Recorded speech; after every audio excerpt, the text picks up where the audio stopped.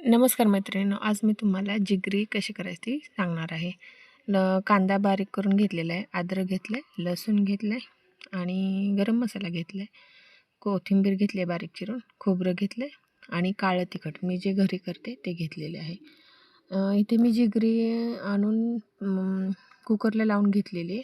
मी 4 शिट्ट्या करून घेतलेल्या आहेत.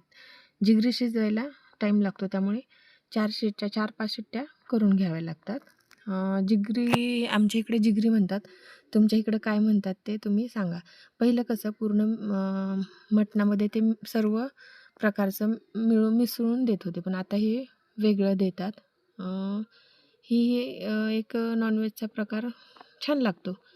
मग मी सर्व ते जे साहित्य दाखवले ते मी तेलात परतून घेतले. म्हणजे आपण चिकनला कसा सगळं मसाला म्हणजे बारीक चिरलेला कांदा ते सगळं टाकून तेलात परतून घेतो, तसं परतून घेतलं आणि तो मसाला परतल्यानंतर त्याच्यामध्ये मी ते उकडून घेतलेलं म्हणजे 2-4 शिट्ट्या करून घेतले होते जिगरी ते त्यात टाकून घेतले आणि मिठाचीच केली, तिखट टाकलं तरी चालतं, छान लागतं.